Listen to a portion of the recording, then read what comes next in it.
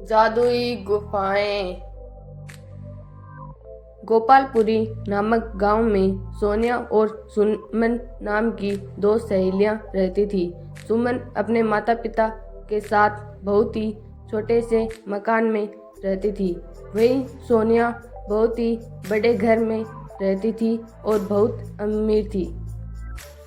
सुमन बहुत ही अच्छी और ईमानदार लड़की थी। सोनिया बहुत ही घमंडी और लालची लड़की थी, परंतु फिर भी वह दोनों बहुत ही अच्छे दोस्त थे। वह दोनों साथ में ही स्कूल जाते और साथ में ही घर आते। स्कूल से आने के बाद दोनों रोज शाम को पार्क में घूमने जाते। फिर एक दिन सुमन सोनिया से कहती है,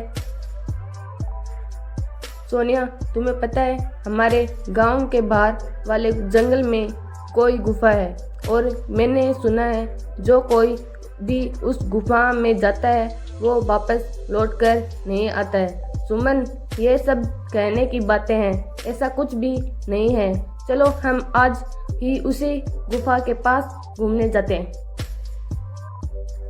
सोनिया, अच्छा तुम कहती हो तो चलते हैं। फिर अगले दिन सुबह सुबह सोनिया और सुमन उस गुफा की ओर घूमने चल पड़ते हैं। थोड़ी दूर चलने के बाद उन्हें दो जादुई गुफाएं नजर आती है। सुमन, देखा सोनिया, यहाँ दो गुफाएं हैं, हमें कौन सी गुफा में जाना चाहिए? सोनिया, अरे मुझे क्या पता। तुम सुमन और सोनिया दोनों ये सोच ही रही थी कि कौन सी गुफा में जाएं। तभी वहाँ एक परी प्रकट हुई और कहती है, परी, हा हा हा, मेरे इस जादुई जंगल में तुम दोनों का स्वागत है और जैसे ही कि तुम देख सकती हो तुम्हारे सामने दो गुफाएं हैं। एक गुफा अच्छाई का और दूसरा गुफाएं बुराई की। अच्छाई के गुफा में जाओगी तो तुम्हें वहाँ एक वृद्ध महिला मिलेगी जो कई सालों से बीमार पड़ी है।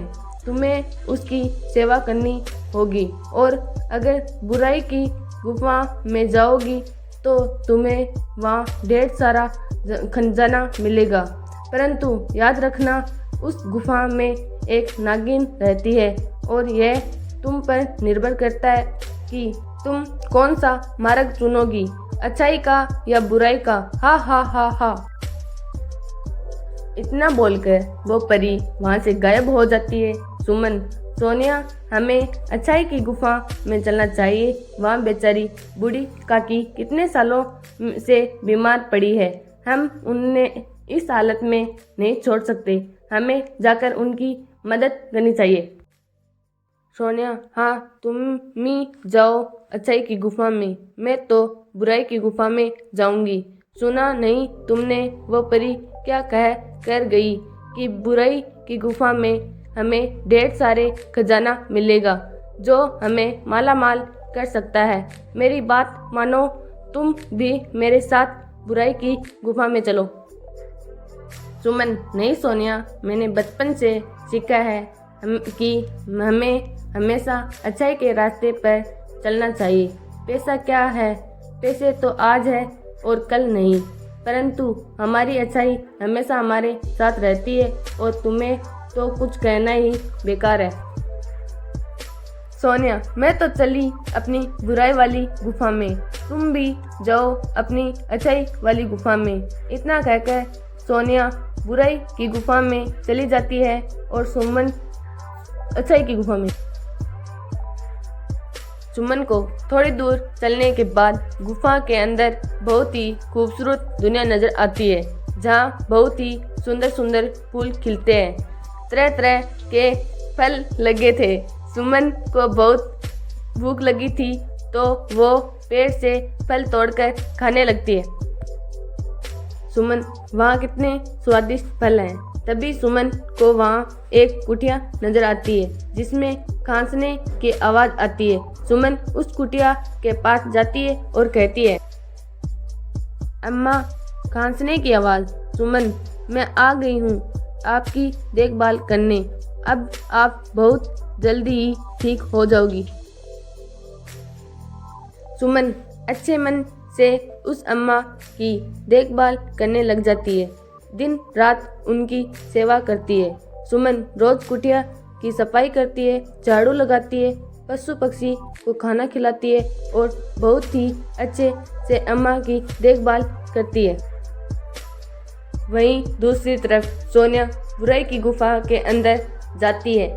उसे बहुत ही अजीब और डरावनी दुनिया नजर आती है। उसे बहुत ही डरावनी आवाजें सुनाई देती है। सोनिया खजाने की लालच में आगे बढ़ती रहती है। सुबह से शाम हो जाती है। सोनिया को बहुत भूख भी लग रही होती है।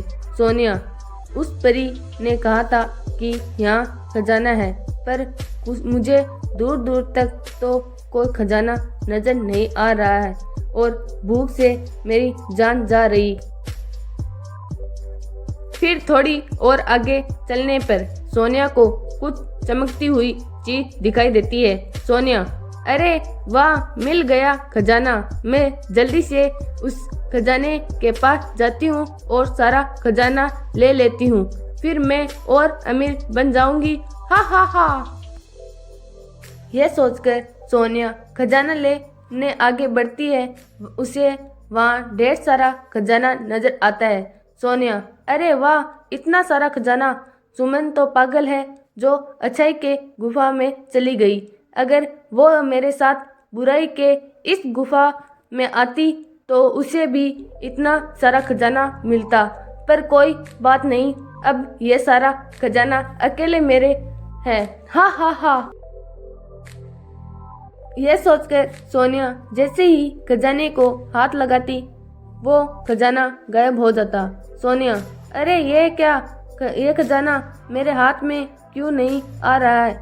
इसी प्रकार सोनिया जैसे ही खजाने को लेने के लिए हाथ आगे बढ़ाती, खजाना गायब हो जाता और अगर हाथ पीछे करती तो खजाना वापस आ जाता।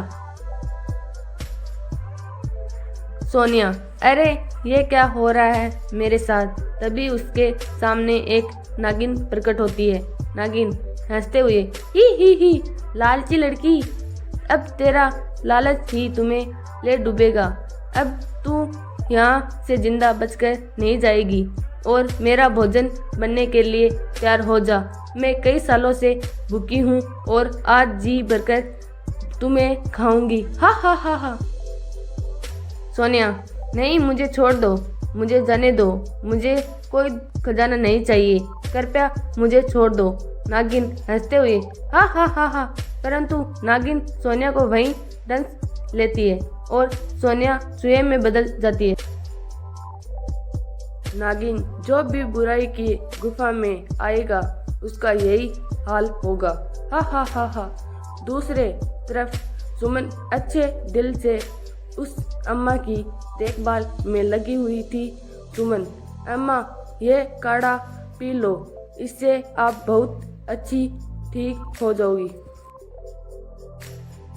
अम्मा, बेटी तुम बहुत ही अच्छी और नेक लड़की हो। इतना बोलकर वो बुढ़िया अम्मा एक परी में बदल जाती है। परी, सुमन, मैं तुम्हारी परीक्षा ले रही थी और तुम उसी परीक्षा में खड़ी उतरी हो और मैं तुम्हारे श्रद्धा भाव से बहुत प्रसन्न हुई हूँ और इसलिए मैं तुम्हें कुछ देना चाहती हूँ। फिर परी सुमन को बहुत सारा खजाना देती है। सुमन परी का धन्यवाद देकर वह खजाना लेकर उस गुफा से बाहर आ जाती है। गुफा से बाहर आने पर उसे पता चलता है कि उसकी सहेली सोनिया को नागिन ने डंस लिया है और वो वहीं गुफा के अंदर चूहा बन गई है। इस बात पर सुमन को बहुत अफसोस होता है। सुमन, काश सोनिया तुम्हें मेरे साथ अच्छे के रास्ते पर चलती तो तुम आज मेरे साथ होती। तभी वहाँ सोनिया चूहे के रूप में आती है और कहती है, सोनिया, सुमन तुम बिल्कुल सही कह रही हो। खजाने की लालच में मुझे अंधा कर दिया था, जिस कारण मैं बुराई के गुफा में जाने के लिए मैं मजबूर हो गई, परंतु तुम्हें लालच नहीं किया और अच्छाई का मार्ग चुना, जिस कारण तुमने खजाना लेने की इच्छा ना होने पर भी तुम्हें इतना सारा खजाना मिला। काश मैं भी तुम्हारे साथ अच्छाई के गुफा में गई होती, पर अफसोस मेरे लालच ने ही मुझे ले डूबा। इतना कहकर ही परी वहाँ पर आती है और सुमन से कहती है, परी, तुम्हारी बातें सुनकर लग रहा है कि तुम्हें अपने किए पर पछतावा है। और ऐसा कहते ही परी सोनिया को वापस इंसान में बदल देती है।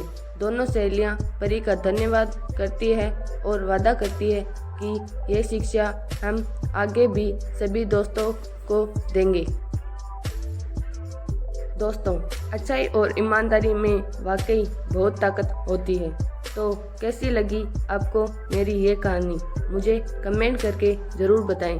और यदि कहानी अच्छी लगी हो तो अपने दोस्तों के साथ शेयर करें। और हाँ, अगर आपने अब तक मेरे चैनल को सब्सक्राइब नहीं किया हो तो ज़रूर सब्सक्राइब करें।